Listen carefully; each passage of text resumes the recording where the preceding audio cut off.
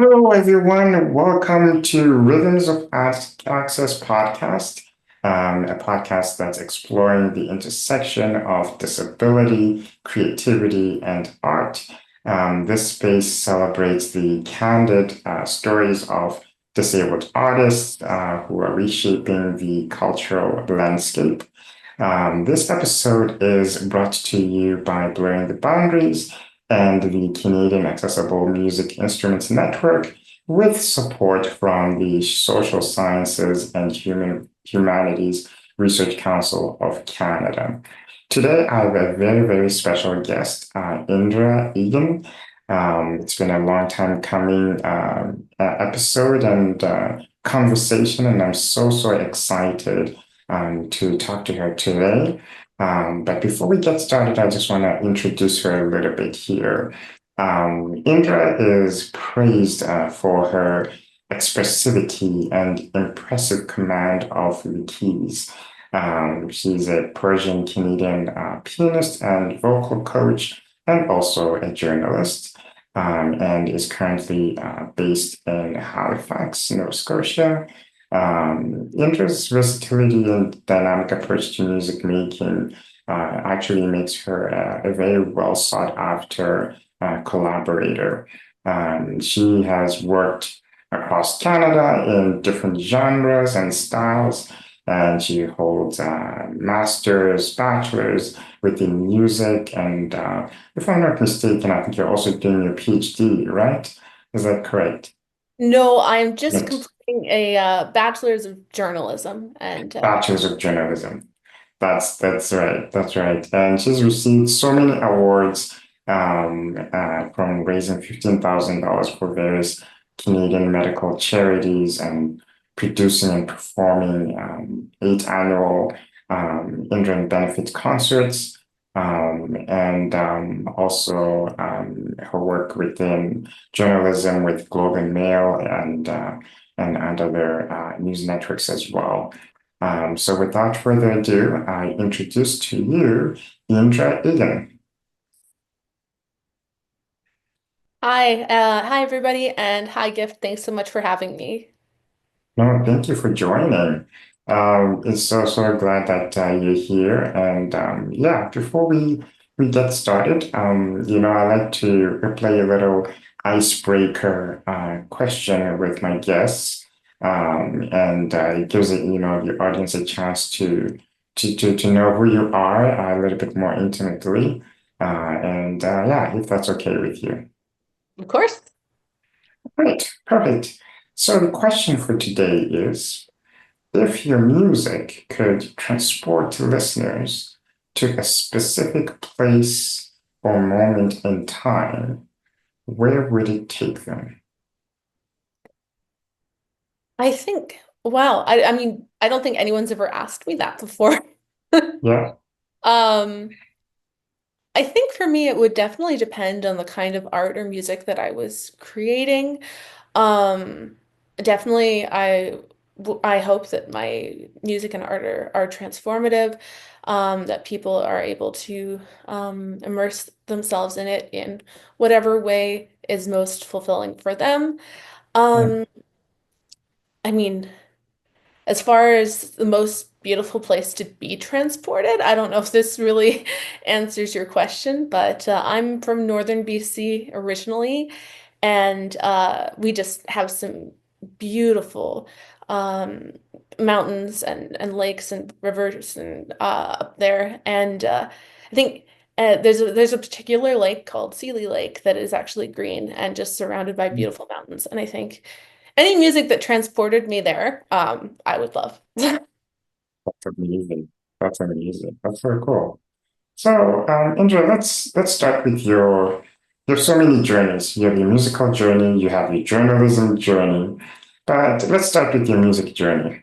Um, what first drew you to the piano? Like, how did you come to embrace collaborative music? And we can even talk about you as a vocal coach, and then maybe touch upon your journey within journalism as well. Sure. So as far as starting at the piano, I started piano when I was 4. Did not come from a musical family. I was the first person in my family to play a musical instrument, as far as I know. Um, and my then I started playing violin when I was 5.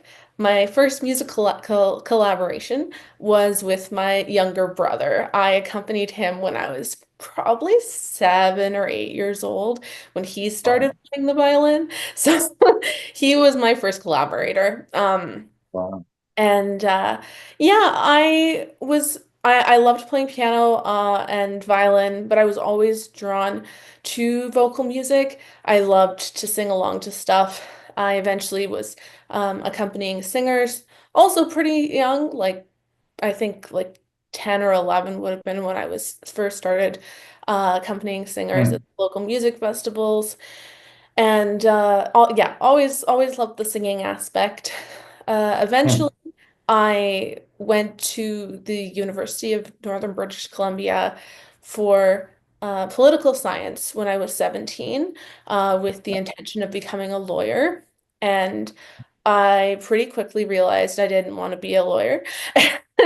And, it wasn't that political science didn't interest me, but I yeah. was doing a lot of musical stuff on the side when I was in university and that for that first year. And I looked forward to it so much. And I thought, I don't want to spend my life looking forward to the end of the day. I was looking Mm, forward to leaving campus and going and playing for singers or ballet dancers or teaching, mm, what have you. I want this to be my day. So I finished mhm, off the year. I took a gap year uh, and saved up, and then I went to the University of Manitoba. I was drawn to that university specifically because I had a voice teacher at the time who had done her master's there and had wonderful things to say about it. At that point, my goal was to get a bachelor's in voice, not in piano, but I auditioned okay. for both and I did not get in for voice. Interesting. And so I thought, okay, my plan is I'll go there for piano. I will work on my singing and I will re-audition and then I'll do, the second year in voice and start then. And a couple months in, I went to a concert performed by some of the faculty members of the University of Mhm, Manitoba music faculty. And there was one performance in particular with accompanied by a pianist who would later become my teacher. And yeah. I was so moved. And it was a singer and pianist. And I realized that I loved vocal music, but I wanted to be a part of it from the piano. I saw Mm, this incredible collaborator, and I thought, oh, that's actually what I want to be doing. So I stayed on mm, track with the piano degree. Have always kept singing as well, but eventually ended up special. I've done all sorts of things. I also enjoy playing for instrumentalists and for different ensembles, but I was always drawn to vocal accompanying, whether it was individual vocalists or operas or musical theater.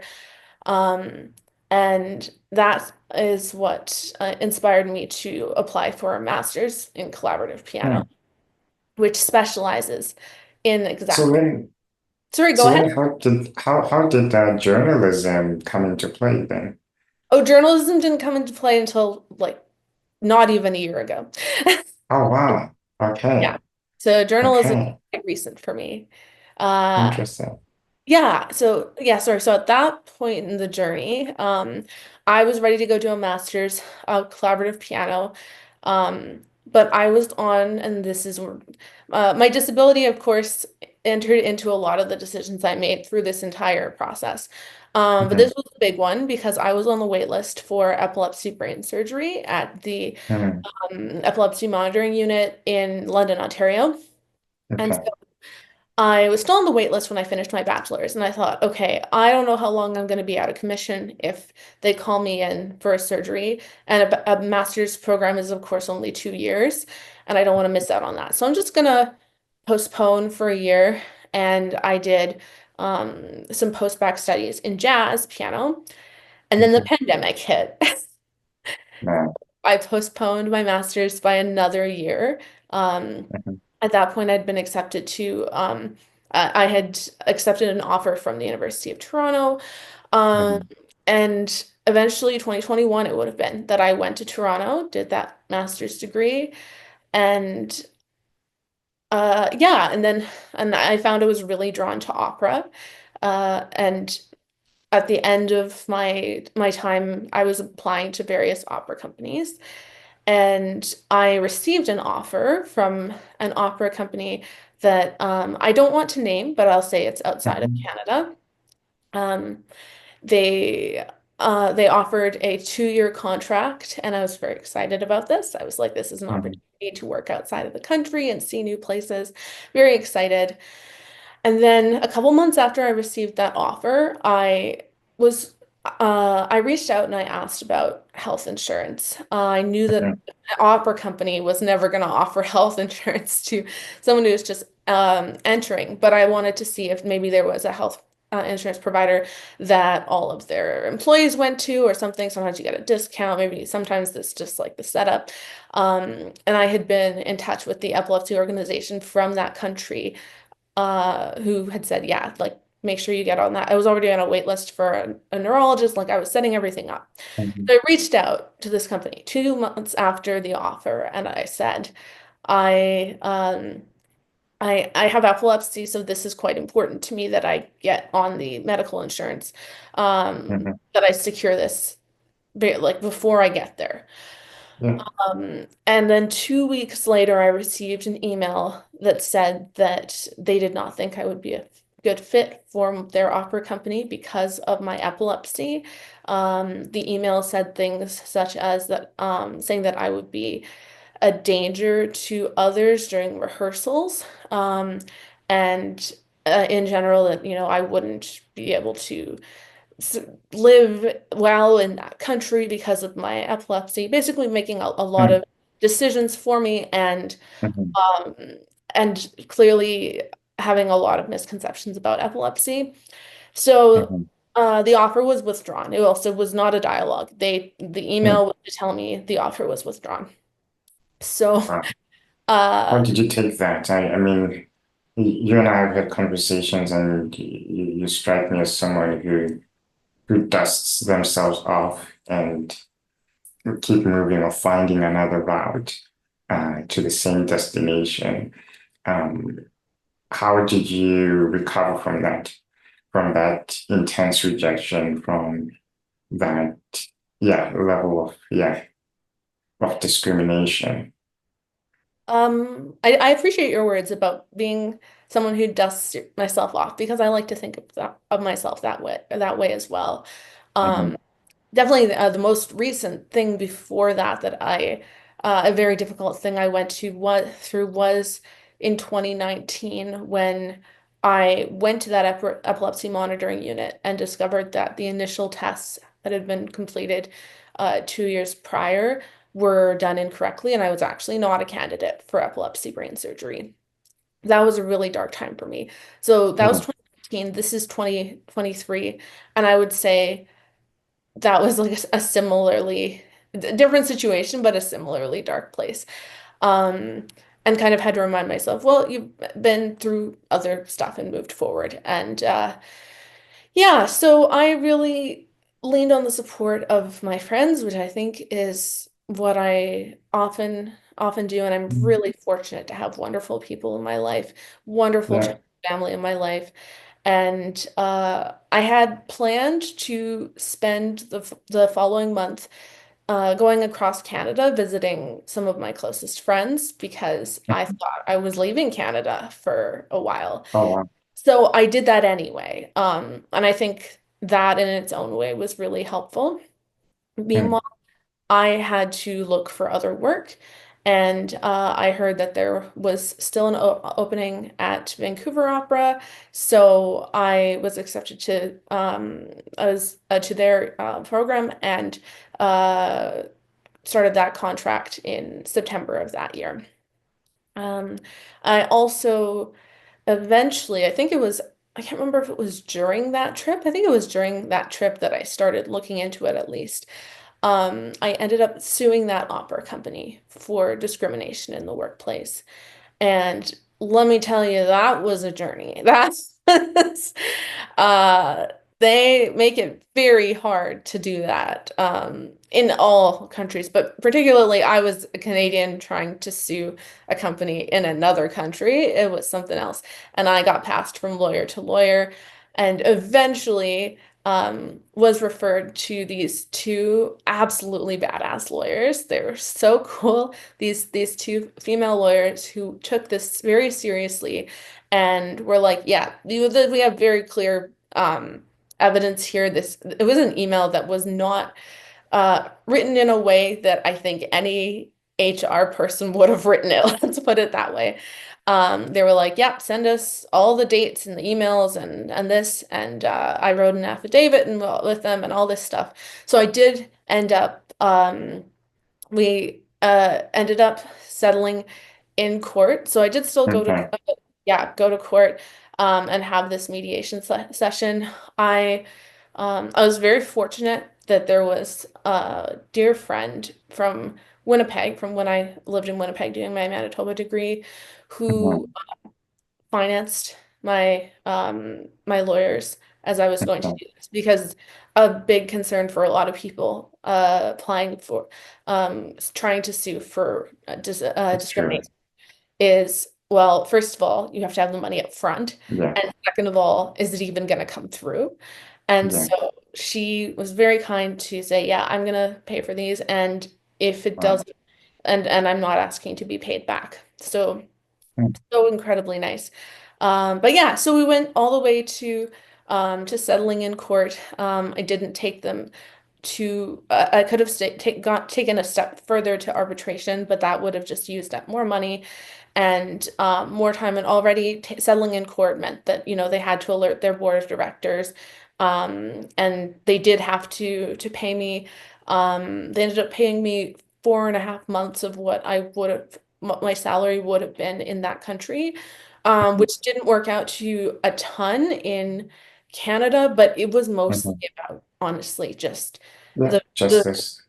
the validation of, yes, Hmm. this was, you went through something that was Hmm. okay, and a judge is agreeing with this, and I got to tell them my story as well. There were, representatives from the company who were there. We did it over Zoom, and I Yeah. got to tell them exactly how that impacted me, and Hmm. and they apologized to me as well. So there Mm. were many ways in which I have no regrets there, but I definitely something that I really hope to do is Yeah. spread awareness to others with disabilities about how we can take the steps to stand up for ourselves when we're discriminated against in the workplace. Because this is just an Absolutely. example of so many. This Yeah. is happening Yeah. all the time on all, different levels, on all different scales. And Absolutely. yeah, and I was fortunate to have the support both financially and Hmm. emotionally of my friends. And, I had time Mm. that summer because I was unemployed until I started at Vancouver Opera. So there's so many Yeah. barriers. And I also didn't know where to start, what to do. So Mm. part of what I hope as I move forward in my disability advocacy Yeah. is uh make that clearer. And I hope if people take anything away from that, it is Yeah. those laws do exist. And so if it feels wrong, it honestly Yeah. probably was. Yeah. And Yeah. if you can look into it, please do if Yeah. you have the means and you feel that you want to. It Absolutely. may pay off. And in the spirit of advocacy and you advocating for yourself, I'm curious to know what has inspired you to use music as a tool for advocacy? Because I look at some of your work around the benefit concerts you've done and the thousands of dollars you've raised around like awareness around epilepsy awareness and Canadian medical charities as well. Like what really gave you that zeal that that burning desire to say like, look, I have this skill of advocating for myself, but I want to advocate for others. And to do that, as one of the tools, I'm going to use music as a vehicle to affect change. What was the light bulb? What was the catalyst there? Well, it's interesting you mention the benefit concerts where I raised money because I have two sets of concerts that I did. One were the 8 concerts I called Indra and Friends, and that raised $15,000 for various Canadian medical charities. Yeah. And uh, the first one that I organized, I want to say I was 10 years old when I did that. Goodness gracious. I lived in a very small town. I think I left that out. But I lived in a very small town, and I'd been part of a lot of concerts. Um my career kicked off very early because I was in a Mhm. small center and I was playing a lot, and we had a family business. I got to know people very well, and I got to see how things were organized. So this was a concert where, for example, the local stationery store sponsored the posters and the tickets. Um, Home Hardware at that location paid the um, janitorial fees. The church where the concert was held volunteered the venue. That all that came together, and and I actually the very first time called like went through the phone book and called a lot of the all the numbers in the phone book that I recognized and invited people to come to. Goodness. And these concerts were called Indra and Friends because I invited friends that I'd met at local music festivals where I'd been competing.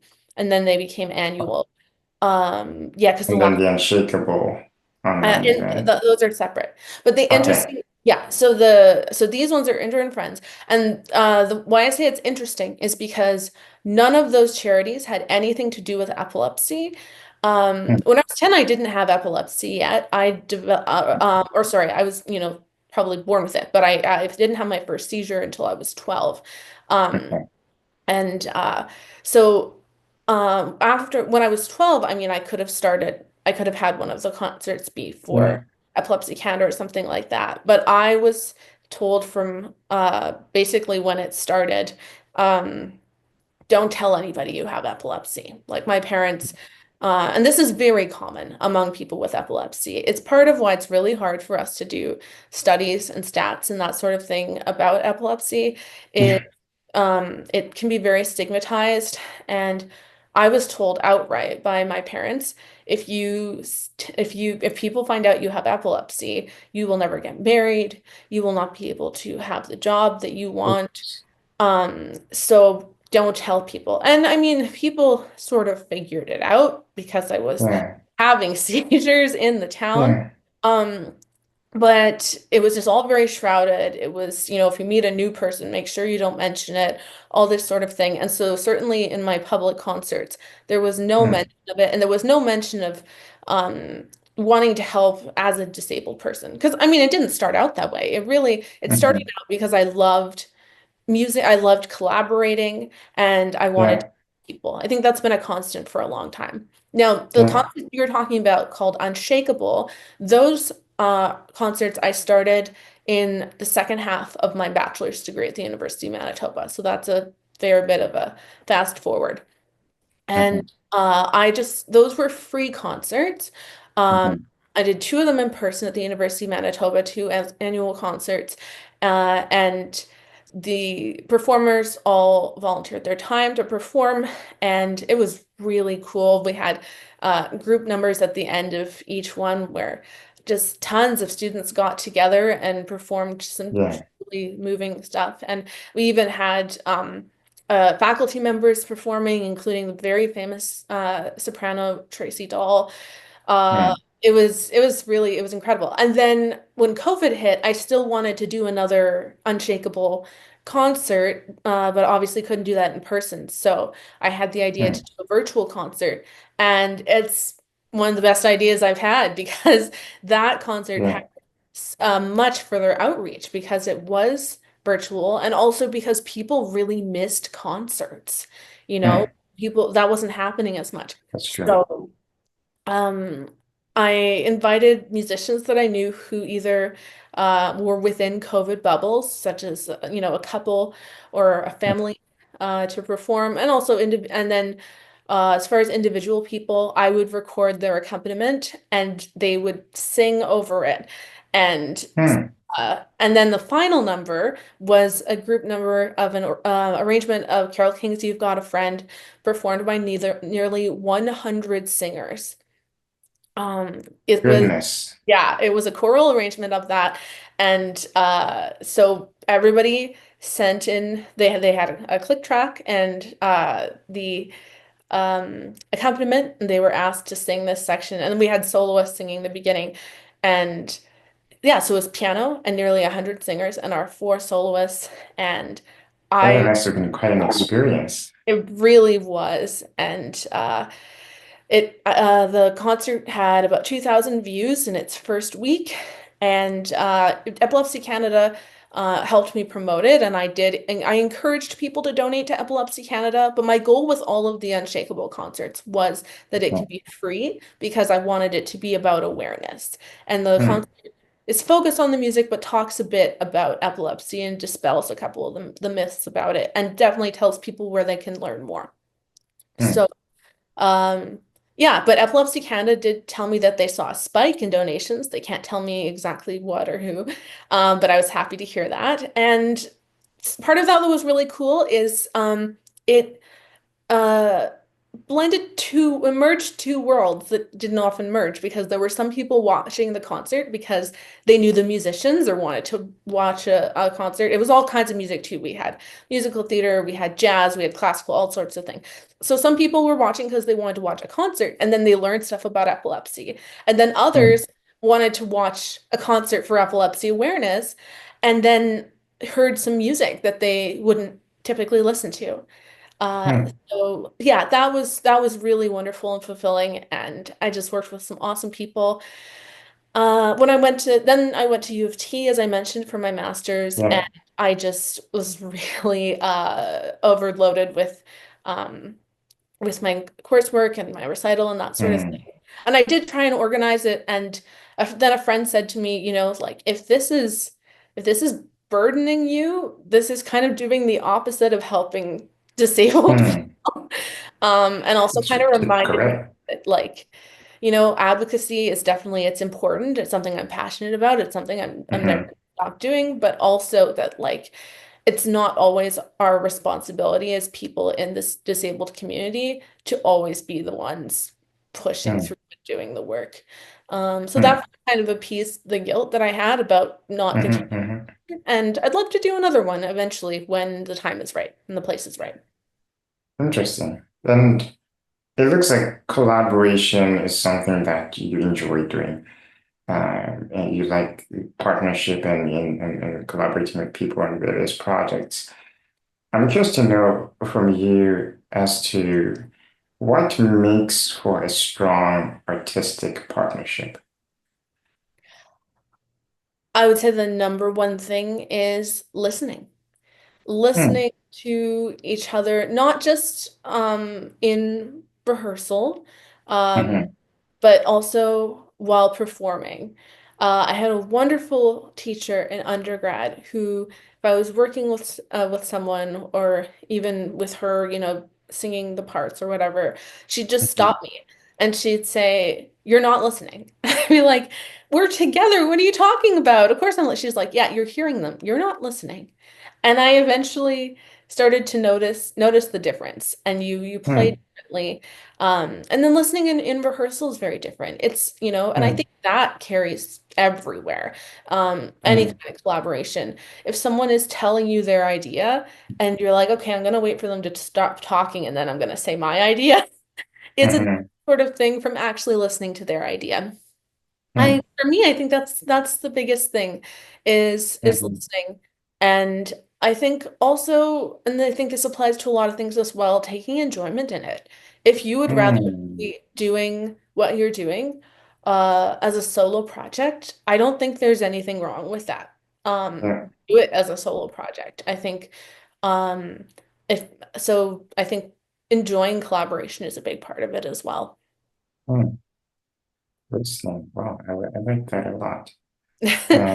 And listening, the valuing that as a core trait of what I do musically and trying to Mhm. add that to my life definitely extends to my work as a journalist as well, and I think made me a Yeah, strong journalist. yeah. Wow. So, Indra, you're very multi-talented. You're a musician, you're a vocal coach, and you're a journalist. How does storytelling shape your work? So whether you're in front of the keys, whether you are in the field doing journalism or in the newsroom or in front of the computer doing journalism, like how does storytelling shape your work in these two different worlds? I think storytelling is actually the reason why I'm drawn to these worlds. So I think that's a Hmm, I really appreciate that question in particular. Um, I think what the thing that really draws me to vocal music is definitely the text. hmm, And you know, it definitely informs how I'm playing. I love discussing the text with or a character with a singer. And yes, definitely storytelling and creating a world for that character or that piece of poetry to live in um, is one of my favorite parts of working with singers. Um, a vocal coach, which I don't think I touched on, is typically a pianist who works with singers. So it's not mhm. a voice teacher, and Hmm. people ask me this all the time. So that's why I'm Interesting. clarifying it for them. Okay, yeah, that's not what But I it, was imagining, but yeah, okay, yeah, it's not what most please. people are imagining. Yeah, so it's really an extension of my work as a pianist. Some pianists like to call themselves collaborative pianists who work with singers, or sorry, with singers or instrumentalists or people who just aren't doing solo work, Mhm, um, aren't exclusively doing solo work. I don't care for the term collaborative pianist because I feel like any instrument can be collaborative, and yet we don't call mhm, someone a collaborative violinist or a collaborative so I just call myself a pianist. My work as a vocal coach is more of an extension of that. So mhm, yeah, working and I love that. I love the exploration that I get to do with singers when we get to dig into that text. mhm, And for journalism, storytelling is an interesting word to use because we definitely want to present it's writing in a very specific way because we want to present something that is as unbiased as possible. Now, there are journalism panels and papers and whatever all over the place that will argue the how, you know, can we have unbiased journalism? How biased is journalism? All of this. Like, and it gets very philosophical sometimes, but I think it's important that the goal is, you know, minimal bias. So I'm trying not to tell a story in my journal mhm, so much as give a voice to someone or an issue, present mhm, facts, and then let the reader do with it what they will. I mhm, think if I were storytelling, um, that might be overstepping my role as a mhm, journalist because I write differently as a journalist than I do uh, mhm, other aspects of my writing. mhm.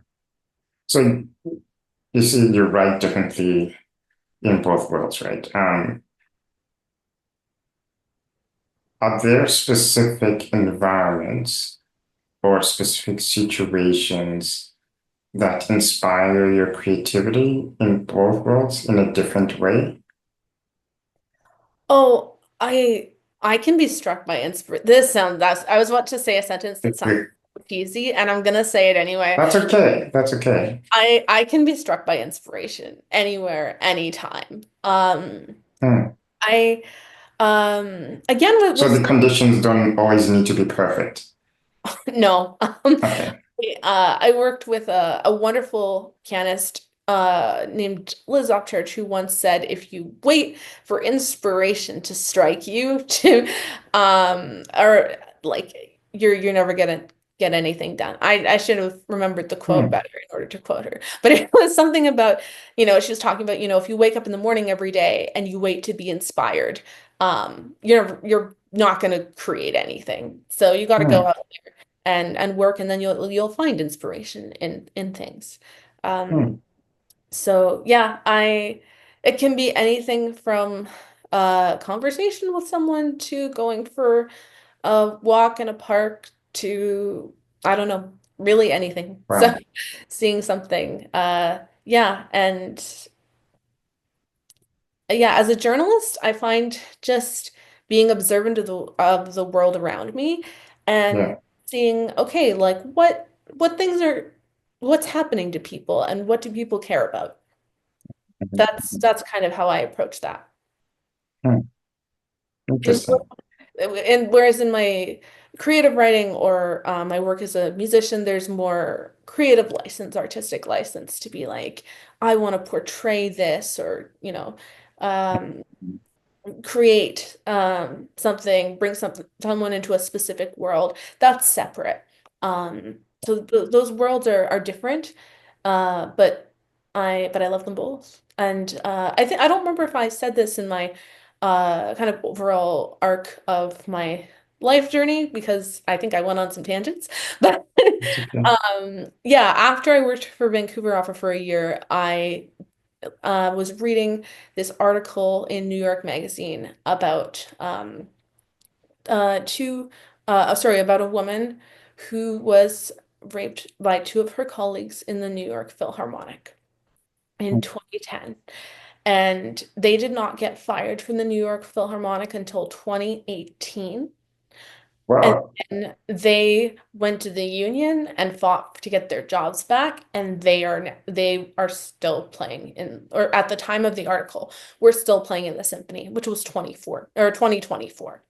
So 14 years later, she was not in the orchestra. They still were, to the point that they were being featured in things, and it was just Wow. horrible to read. And also, the only person who stood up for her lost her opportunity for tenure and suddenly, mysteriously, after standing up for her, was told that her playing was not good enough and all this sort of thing. So it's just this whole horrible thing to read. And this story that I couldn't believe I hadn't heard about that happened in Hmm. 2010. And once this story got out, it started kind of a mini Me Too movement in classical music, certainly in the States. I think it extended a bit Mhm. to Canada, but particularly in the States. And these men were suspended, and but also other organizations started taking a look at themselves. There were some people who got fired or places that were looking into their faculties a bit more, or their orchestras. And, I was aware of a lot of systemic issues in the music industry. I Yeah. didn't know about this particular story, but I did know that, things like this do happen and they are just, they're happening under wraps. And so Mhm. reading that article and seeing that it made change was so inspiring to me. And I thought I Hmm. would love to I'd love to be able to tell these stories, to bring them to Hmm. light and and make change in various ways. So that was what inspired me to pursue Hmm. journalism. And they have a 1-year Bachelor of Journalism program at the University of King's College in Halifax. I'm currently in Halifax. I'm going to graduation Mhm. in a couple weeks. I think it's in a couple weeks. Yes. Uh, Yes. Let's it's a go. wonderful program. So basically, if you have a bachelor's in anything else, you can go there for 1 year and get a bachelor's in journalism. And it's fantastic faculty. Um, Lovely city to live in. Wonderful close-knit program. I've had an amazing time. I've learned so much about journalism. The first 2 months are literally called boot camp. Like that's not a nickname for it that people use. It's like in your syllabus. Boot Oh, camp wow. is these months. Oh, wow. It's very intense because you're just there for a year. But I learned so much. And then the final element of that 1 year bachelor's degree is doing an academic internship at a news outlet, and you can apply pretty much anywhere. and I applied to do my internship at the Globe and Mail. Mm. And I really was like, I'm just gonna throw my hat in here, and I highly doubt I'm gonna hear back. But you're not gonna find out a yes or no unless you apply. So I apply. I'm like, this was cool to apply. This is great. And yeah, eventually I heard back. I got an interview. Um, and again, after the interview, I was like, this is great that I got to have an interview. What a great experience. And there's no way I'm gonna get this cross Canada internship. And then I did, and I got the internship. They said I had applied for national news, which is kind of the broad news Okay. sector, and for arts. And I really assumed I Okay. was going to get it for arts because, of course, I was coming from this unique Yeah. perspective, having all this arts background. And they were like, "We're happy to offer you a position. It's as a business reporter," and which I hadn't even applied for. I was like, "Do they know what they're doing? Jeez. Like what? What?" Of course they do. And I took it, and I spent a couple months learning so much about business, like way more than I wanted to, let me tell you. Mm. Um, so I was like, okay, I'm going to be prepared to go and write about these boring stock market things and stuff and rich people's money and whatever. And this is kind of how I saw business to be. And then I went to the Globe Mhm. and Mail, and I had for 1 month, and it was an incredible experience in many ways. But one of the key things that I came away with is that business reporting is for people of all levels of socioeconomic status, and it Mm. encompasses a wide variety of stories. So Mm. I wasn't just writing about hedge funds and stuff. Like Yeah. Yeah. I got to write a story about how this is a difficult time for new graduates to find work because there are fewer jobs during the trade war. And I went and interviewed students who are struggling with that. And Mm. I did write a piece about a big bank with another reporter, but it was a piece that was holding that bank accountable for money laundering, so Mm. it felt different. And then the piece that was most meaningful to me, and honestly like the most special um piece of journalism I've I've done, and maybe one of the most special things I've ever done, was writing a piece about how the Canada Disability Benefit would be very difficult for a lot of people to access. It's coming out in June because it requires eligibility for the disability tax credit, and that Mm. has been difficult for people with disabilities to access for a Mm. long time for many reasons. And because I was at the Globe and Mail, I was able to access some incredible resources. Like I spoke with the past president of the Canadian Medical Association, Oh, who wow. quoted in my article, with Canadian uh I don't want to name them incorrectly, but a Canadian accountants organization that's large, and yeah, don't quote me on what they're called. But so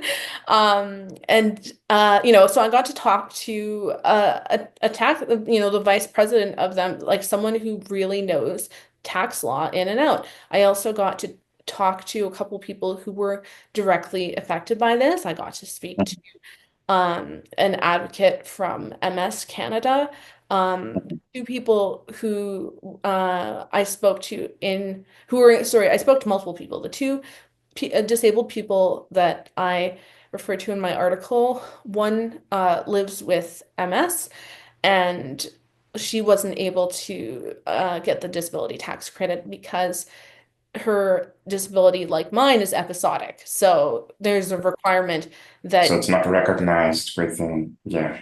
well, yeah, the disability tax credit requires that your main functions, which include walking, Yeah. feeding, etc. One of any of the big things, you have to be unable to do it 90% of the time. So Yeah. sometimes I mean, it's unexpected for her, and sometimes she'll go up to, 4 months of not being able to walk. Mm. But the rest of the time, but then she might be fine for a few months, another few months, Right. or whatever. She Yeah. can never predict. So she's not eligible because it's not 90% of the time, which is crazy. There's also nothing on there for fatigue. Then there was also a person with an intellectual disability who was not only struggling with the process, which is very complicated and certainly not Yeah. it's complicated, I think, for everyone, but particularly not created in a way where it's accessible for people with certain intellectual disabilities. But also, he didn't have a doctor who could complete that part of the form. And of course, we're living at a time where so many people in Canada don't have family doctors. And it has to be a doctor who's familiar with you. So you can't just go to a walk-in clinic and be like, this is what my life is like. Can you please sign? Anyways, so this has been a huge issue for a long time, and it was just my honor to bring it to light and Mm-hmm. know that this issue was being read by people who were either familiar with it and glad to see it brought to light, or people who'd never heard about it. And I actually have received messages via my website from people all over Canada thanking me for writing this article, and that's been Mm-hmm. I no words to You're explain. overwhelmed. Yeah. Yeah, So yeah. that's amazing. That was my time That's at the a Globe. Yeah, my time at the Globe was wonderful. Met great people, and now I'm back in Halifax. wow. That's incredible. So before we wrap up, what advice would you give to an up and coming artist, in creating meaningful work and to advocate for themselves? Like, what kind of advice would you give them? Um, I think one is to try to be unapologetic in spaces that are trying to make you feel like you don't belong there. Um, I've spent a lot of time being thinking, oh, this isn't a field I can work in because of my seizures. This is Mhm, people are uncomfortable with me having seizures, so I probably shouldn't work there anymore, or what have you. Um, mhm, be unapologetic and go out and do what you want to do, and don't be afraid to ask for help, which is another big thing that took me a while. mhm, Uh, I am someone who is, at my core, I am fiercely independent, and that can be an asset and it can be not an asset. Uh, mhm, it was mhm, really when I learned to ask for help that I was able to do even more of the things that I dreamt of and hoped to. Um, and yeah, the biggest thing is not letting people tell you you can't do stuff. Either like try and do the stuff, and then if you can't, then okay, do something else. But often you can do that. And often it is the voices in our head that are coming from outside people, whether they are able or sometimes disabled. There are many disabled people who also will, they're not intending to put others down, but they may mhm, be saying, well, this is what we can and can't do. We mhm, mhm. cross barriers every single day, and you could be Yeah, that person to do that. So, yeah. um, go after what you want and see what happens, because the worst that can happen is it doesn't work out and you try something else. That sounds fine to me. Hmm, that's awesome. Wow. Thanks, Indra. Now, like to close off, I feel like we could be talking forever. Um, like to close off, I'm curious, what's coming up for you within the next year? Like 2025 pretty much started off as a very exciting year for you. And what projects are you able to share in public that are upcoming, or performances or initiatives that you're looking forward to having or collaborating with? It's interesting that you use the wording that you are able to share, because as of right now, zero. Yeah. As far as So there's a few that you're unable to share, but are exciting consider like opportunities. what one in Mhm. particular that I want to make sure it's finalized Yeah. before talking about it. And then there are a lot of other things that I'm waiting to hear about and are up in the air. I mean, my goal is at this point to be working as a freelance pianist and journalist. Uh, I was motivated to do journalism because I wanted to make a difference, but I also um, knew that it would be a really nice addition to piano, especially with my disability. Sometimes I injure myself and I can't play piano. I can probably always do journalism, no matter Mm, what. Even if I have a seizure and I break my shoulder again. mm, So having both is going to be great. I mm, obviously the journalism world is very new to me, so I look forward to seeing mm. what freelancing in that world looks like. And yeah, I'll see what happens. Yeah, that's exciting. That's exciting. Yeah, Well, I do feel like not knowing what comes next uh, yeah. is exciting. I am one of those people, and I've so many stages of my journey up to now. I've had no idea what was coming Mm. next, and then what came next was pretty cool. All right. So we'll include your website, your socials for people to get insight on what's coming or things that are happening once they're for public consumption. We'll put your My social. website is primarily for my music endeavors. Okay. But yeah, feel free to I'll send that info over. Please do. Please Okay. do, because I'm sure there'll be people who want to keep updated on things you're working on.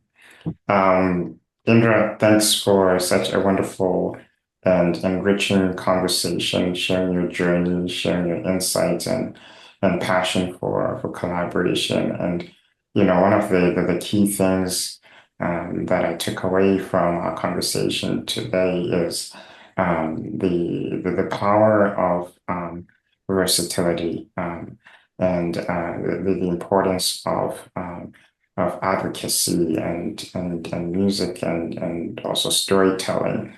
And within that, the importance to listen, to collaborate and to be open and to dust yourself whenever there are barriers that are presented before you.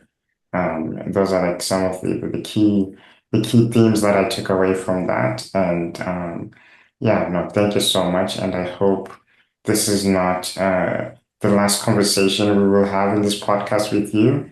Please do come back Oh, because it'd be my pleasure. My pleasure to come back. Thank you so much for having me. I've really enjoyed this conversation too. no, thank you, Indra. And we'll talk to you in the next one. Thank you, everyone, for listening. And keep an eye out for the next episode and for our next special guest.